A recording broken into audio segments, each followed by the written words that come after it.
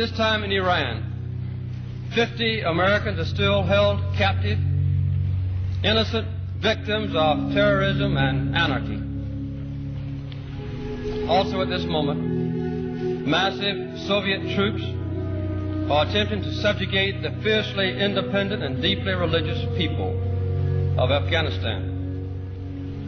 These two acts, one of international terrorism and one of military aggression, present a serious challenge to the United States of America. Hi, this is Denis Taaffe. 1979 was a year of turmoil for President Jimi Carter. The hostages in Iran, the economy, the Cold War, and other calamities had plagued his presidency. But it was on April 20th, 1979, in the late afternoon, that an incident that is as frightening as it is bizarre, that shall remain a significant and infamous moment in history. Some conspiracy theorists even speculate that the incident may have been a clever and diabolical assassination attempt.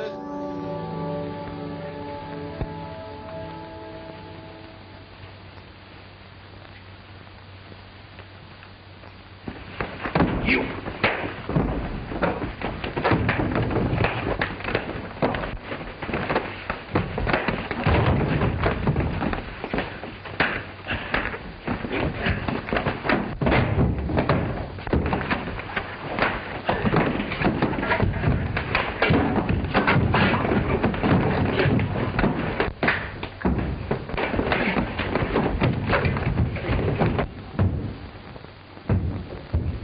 Noisy neighbors you have here.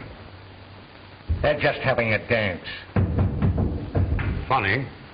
No music.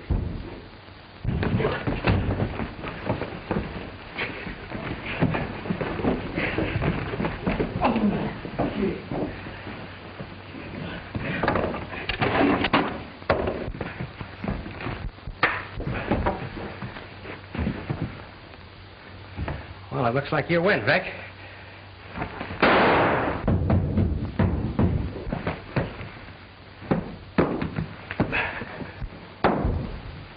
Just a minute. In any case, the rumored incident on that fateful day was that President Jimmy Carter was attacked by a vicious rabbit.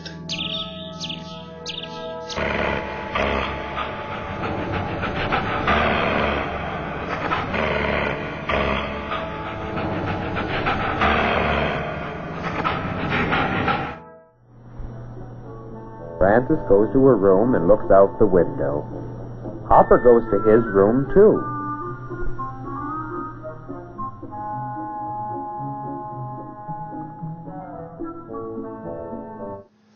When I first heard about it, it was just a silly rumor circulating on the internet, and not to be trusted. I didn't really believe it. I mean, the whole story is preposterous, and unlikely to have actually occurred. First off, rabbits are cute and fluffy.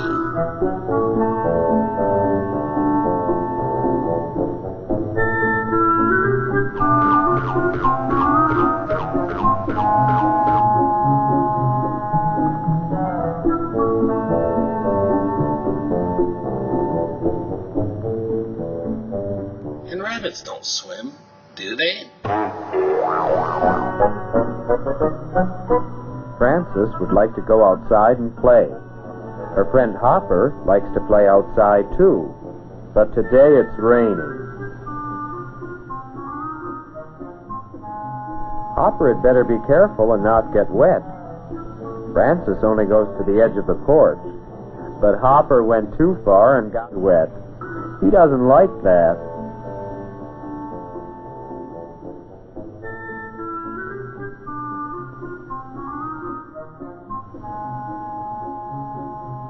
It's hard to have fun outside in the rain and keep dry, isn't it? Frances and Hopper will have to do something indoors.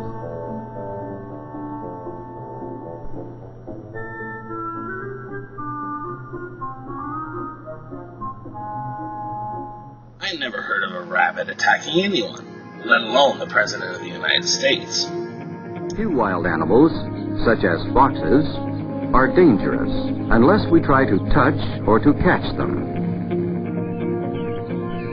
Only occasional wild animals will try to hurt anyone if not cornered.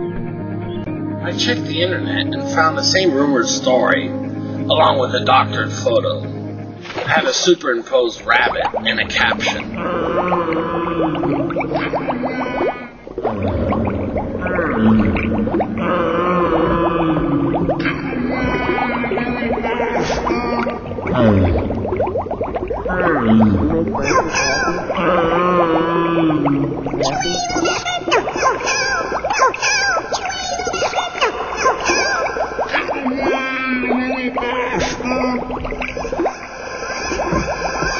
And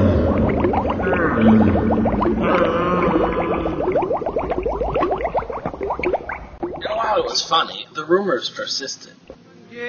I thought that there surely must be some truth to it. So I decided to investigate and find out if this supposed incident ever occurred and try to discover what really happened.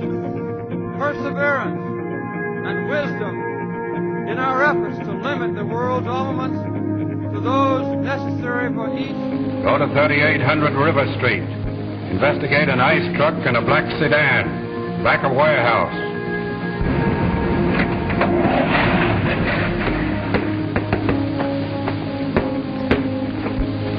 What, no rabbits?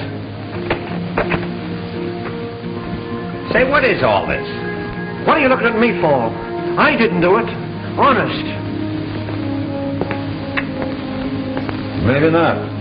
You're always trying to pin something on me. Yes, and someday I'll be successful. I'm sorry, sir, but the commissioner's taking his afternoon nap.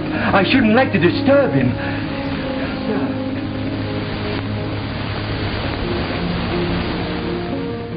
Engaged in a massive armaments race designed to ensure. After doing some searches on the internet, I decided to contact the Jimmy Carter Library and Museum. I didn't know much about Jimmy Carter, except that he had been president in the 1970s. And as a child in that period, I vaguely remember a few things, but had never heard about this rabbit incident. The Carter Library and Museum holds over 27 million pages of documents, 500,000 photographs, 40,000 objects, and motion picture film, videotapes, and audio tapes. This was the right place to learn about President Jimmy Carter. I do admit that while investigating, I gained a real respect for President Jimmy Carter and discovered a wealth of information. I found that President Carter really did accomplish a great deal in many different areas, including being a politician, a Naval Academy graduate, an educated scholar, a peanut farmer, writing over 16 books, a humanitarian, and winner of the Nobel Peace Prize, which he received on December 10, 2002 in Oslo, Norway. He even gave an official statement placed on the Voyager spacecraft golden record for its trip outside our solar system on June 16, 1977. I thought learning about President Carter would be a good start to uncovering the truth about the rabbit incident. President Jimmy Carter is the 39th President of the United States. He was born on October 1, 1924 in the small farming town of Plains, Georgia, earning him the distinction of being the first president born in a hospital. He grew up in the nearby town of Archery, Georgia. His father was a peanut farmer and ran a farm supply store in Plains. His mother was a nurse. In 1943, Jimmy attained a dream of his in joining the Navy and enrolling at the U.S. Naval Academy at Annapolis during World War II. His sister had a friend named Rosalind Smith, who Jimmy became fond of and eventually married in 1946. He married her soon after receiving a B.S. degree from the United States Naval Academy. For the next 2 years, Jimmy would serve on radar ships. After becoming a lieutenant in the Navy, he was ordered to submarine duty in the Pacific. In 1951, Jimi was ordered to oversee the construction of the USS K-1, an anti-submarine vessel. And in 1953, after the death of his father, Jimi retired from the Navy and returned to Plains, Georgia. He worked in the family business as a peanut farmer, and by this time had 3 children, Jack, Chip, and Jeff. Frankly, I try to stay away from him as much as possible because the crowds can get dangerous at a time. It depends on where he moves, especially if you're close to him, because of the people so compact. And we were in Florida, and this was March the 9th, the night of the Florida election. We got pushed away from him, and I thought I was going to get killed in the crowd. I thought they were going to crush him. But, you know, if you stay with him within this little group of Secret Service, it's fine. If you drop outside it, then you're just lost, you know, you're out in the crowd. So I try to stay away from him. You know, if we go out and eat with him, you always sit on the opposite side of the table because everybody's flashing their cameras, and so you don't get the camera flashing like all night. It's unusual, you know. Yeah, it must be. Never see him by himself because he's always got people with him. But that's okay. I'm sure that we can adjust to it under the circumstances. Never? He doesn't watch TV at all. He might watch the news. He doesn't really have time. You know, he works all the time. At 11:30 at night, I'm off. I can do what I want to. Did you go to the Rolling Stone party last night? Yeah. How was that? Oh, it was hysterical. Were there celebrities? Yeah. Who did you see? Oh, let me see who's there. We met the editor of Fortune magazine, the editor of Ms., the editor of the Rolling Stone, of course. Were there any movie stars there? Yeah. Paul Newman was there.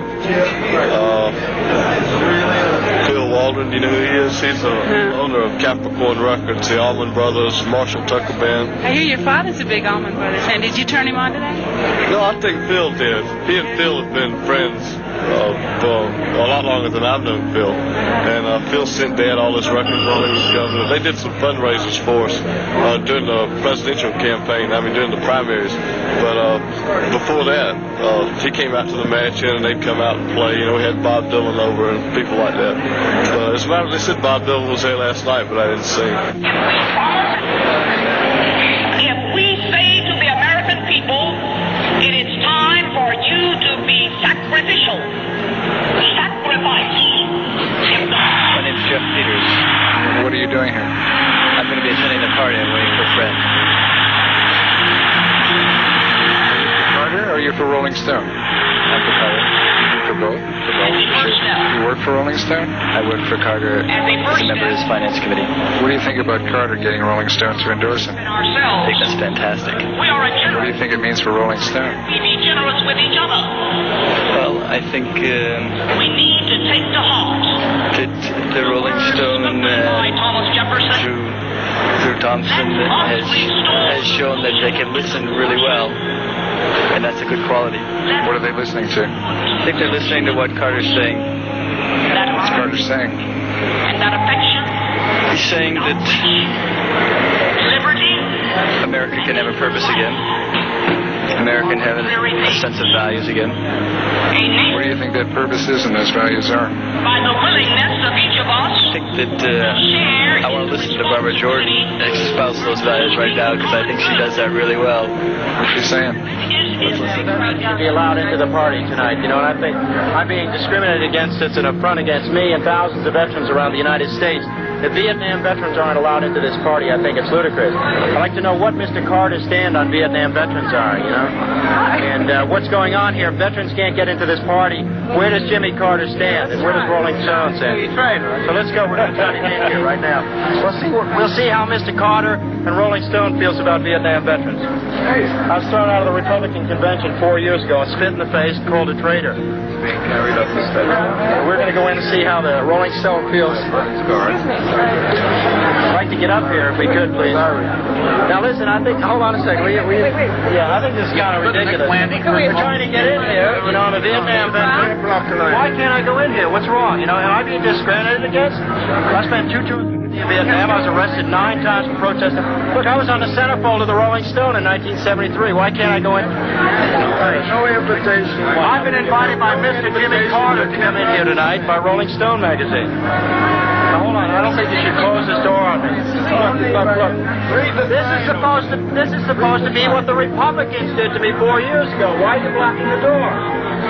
Don't stand in the hallway and don't block up the door, Bob Dylan said. So why are you blocking the door on me? Watching on Theodore Field. I thought that we would have progressed 4 years since the Miami Convention. I can't get into this. Well, maybe I'm not one of the beautiful people. Maybe I'm not one of the beautiful people because I'm sitting in a wheelchair. His 4th child was born some years later in 1967.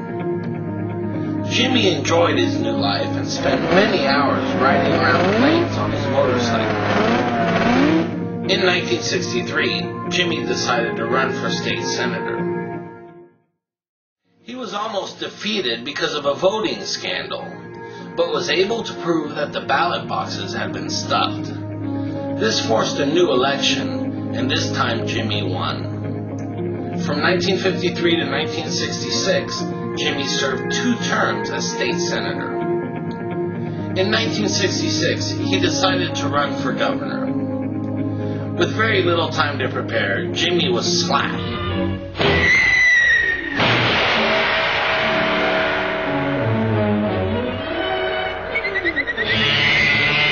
As the votes showed Jimmy to be in 3rd place. Disappointed, he vowed with a vengeance to run again in 1970. Now, a little-known fact was that in 1969, Jimmy gained an interest in UFOs after claiming to have witnessed a UFO.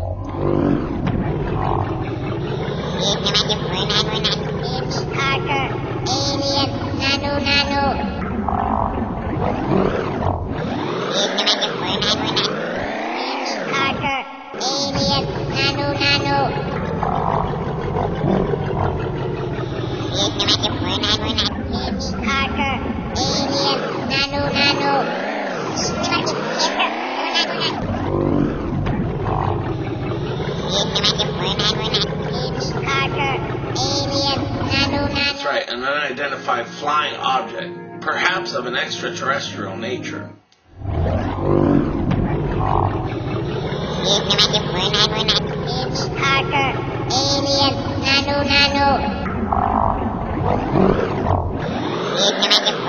In 1969, he went as far as to file a report with the Oklahoma City International UFO Bureau, who requested a report after hearing of the incident. Surgery. A very skillful incision. I've never had an operation. And that's what I don't understand. When I regained consciousness, I was on a table. Next thing I knew, they were coming at me. Strange people. Their eyes,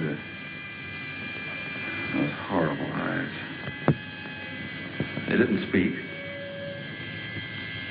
I could see something strange and eerie pulsating in front of me.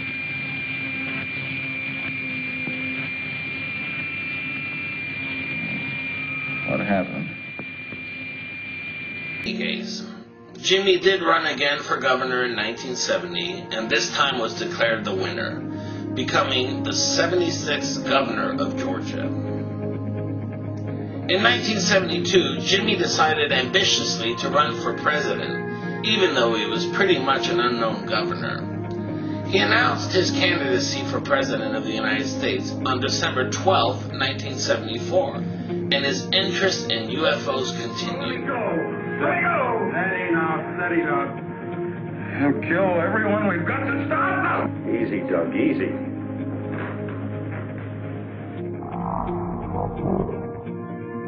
In fact, during his presidential campaign, Jimmy promised that if elected, he would make public any UFO cover-ups by the government and would release everything the government had on UFOs. A few conspiracy theorists suggest that this was perhaps one of the main reasons why he was elected president.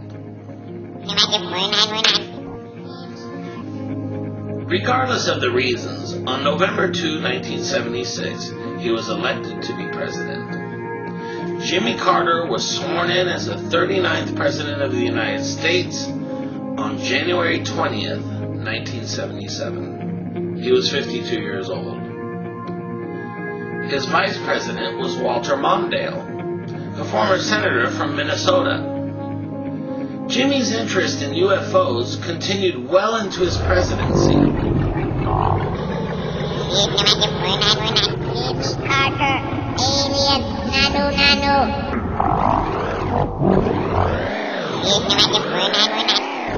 It's Carter, alien, nano.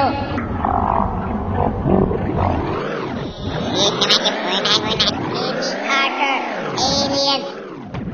In fact, the Carter White House proposed many studies on the subject, the most famous being the Carter Extraterrestrial Communication Study.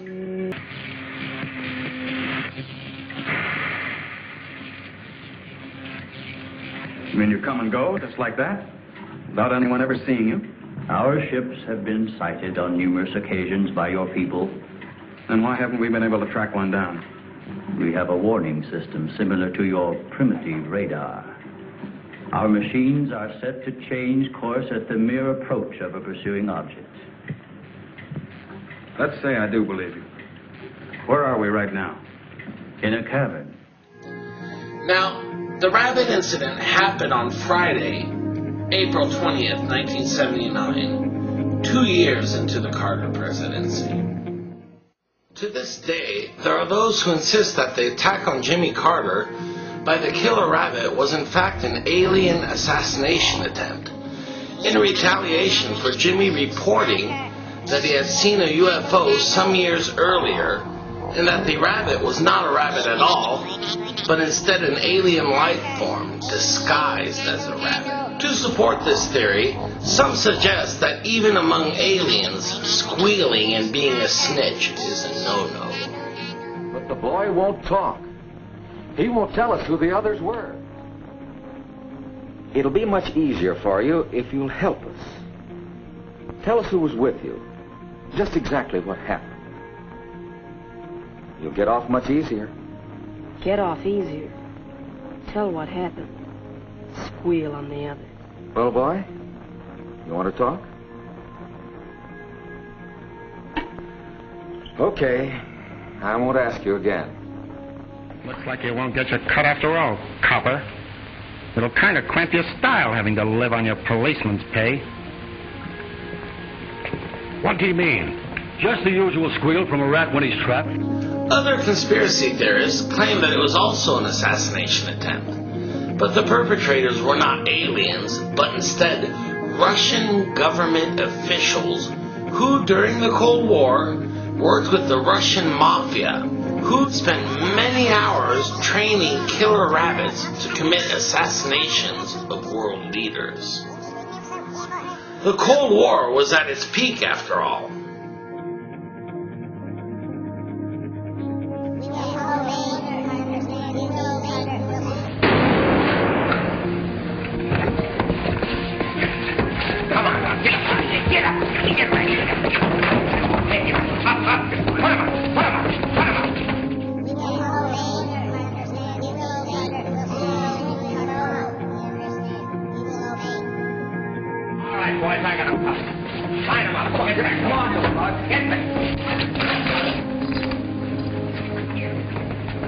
Oh, I see you boys have everything under control.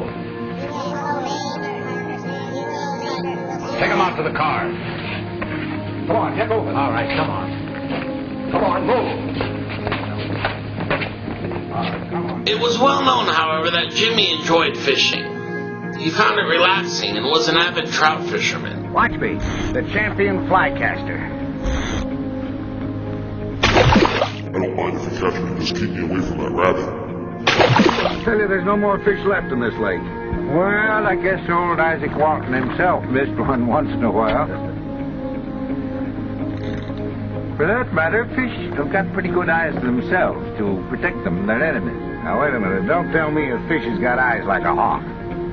No, but a fish can see where a hawk can't. Nothing can sneak up on him. You look here. Most fish, like the trout, have lenses in their eyes. They're round like a ball. He's got two of these eyes, back to back, in the sides of his head. So Mr. Trout can see pretty near everything on the left side with his left eye and everything on the right with his right eye. Clear in front. He sees with both his eyes. And to cover the rear guard, he sees with both his eyes back to here. How do they expect a man to catch fish with all that lined up against him? Oh, that isn't all. A fish can see above him. That includes things out of the water, like a man on the bank. I give up. From now on, you can settle with me for canned salmon. Wait a minute, boy, wait. There's one spot where a fish can't see a thing. Where's that? Right in front of his snout. Small place, but he has to use his nose to smell what goes on there. Well, that's different. That's exactly where I'm going to aim for from now on. He tried to find any moment he could get free to go fishing. He even wrote 2 books dealing with the subject, An Outdoor Journal and Sharing Good Times. Both books had Jimi fishing on the cover. Years later, he would write a children's book with his daughter Amy called The Little Baby Snoogle Feature. And the cover had an illustration with an animal that curiously looks like what could be a killer rabbit. The Carter Library and Museum had President Carter's personal diaries. If the rabbit story was true, then on this date, April 20th, 1979, there should be some kind of record of President Carter going trout fishing. As I looked at the records, I didn't see any mention of President Carter going fishing, rather a list of times of what he did and who he spoke with. However, I looked more closely, and sure enough, on April 20th, 1979, it listed President Carter at 5:34 p.m. to about 7:10 p.m. went trout fishing at Pond House, Plains, Georgia. Upon further investigation, I discovered that Pond House is President Carter's mother's house, Mrs. Lillian Carter. Jimi, often accompanied by his brother Billy, would fish at the fish pond at Pond House. When the incident occurred, a White House photographer luckily captured the incident in a now infamous photograph. After some determination, I was able to obtain the actual photograph of the incident from the Carter Library and Museum. What you are seeing is not a recreation, but the actual photograph of the scene as it unfolded. Jimi Carter was frantically trying to evade the killer rabbit, swatting it with his paddle and splashing water at the poor rodent, who was swimming away from the boat after a single attempt to enter the boat with Jimi. Jimi returned to the White House and described the vicious attack to his White House staff, who simply didn't believe such a ridiculous story. This infuriated Jimi, and he ordered that the photo be blown up. With the picture blown up, he now had the proof that it was a rabbit that attacked him. Even then, his story wasn't believed, and a White House staffer suggested that it wasn't a rabbit, and may have been a Myocastor coipus, otherwise known as a nutria, a large aquatic rodent known for its aggressiveness. However, the photo revealed otherwise. The story was not well known until White House Press Secretary Jody Powell innocently mentioned the incident to this man, Brooks Jackson, a reporter. The Washington Post ran it as a front-page news article along with a cartoon called Paws, a spoof on the movie poster Jaws. Soon, the entire country had heard of the incident. To ease the embarrassment of the incident, which the Washington Post had made very humorous, the Carter White House decided to issue a statement that the attack did occur, but it was not an ordinary rabbit, but rather a vicious Civilicus aquaticus, also known as a swamp rabbit, the largest of the cottontails. To make the rodent seem more sinister, they added that it was hissing menacingly, its teeth flashing and nostrils flared, and making straight for the president. They also stated that Jimi had to swat at the rabbit with his paddle. However, they changed their story in order to not infuriate animal rights activists. Toning it down, they instead said that Jimi had to splash water at the rodent. This attempt to demonize what looked like an ordinary rabbit backfired, however, and made the story even more humorous. Jimmy Carter left office on January 20th, 1981, losing his presidential re-election bid to Ronald Reagan. Some blame his poor showing in the re-election to the humiliation suffered by the rabbit incident that was still fresh in the minds of many voters. But Jimmy's accomplishments continued well after his years in the White House. My investigation was complete, and I was satisfied that the incident had occurred. And no one will really know if the incident of the killer rabbit was actually an alien or Russian assassination attempt, or just a mere freak of nature. Only you can decide. This is Denis Taaffe. Thank you for watching.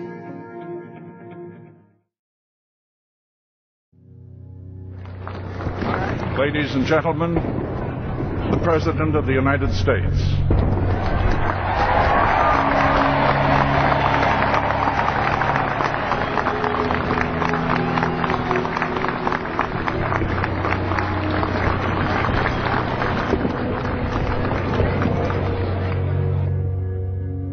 Of our first president in 1789. And I have just taken the oath of office on the Bible my mother gave me just a few years ago, opened to a timeless admonition from the ancient prophet Micah.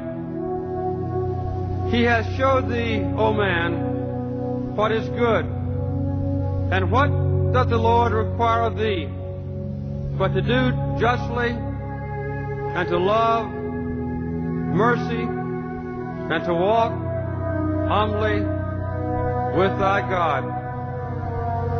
This inauguration ceremony marks a new beginning, a new dedication within our government, and a new spirit among us all.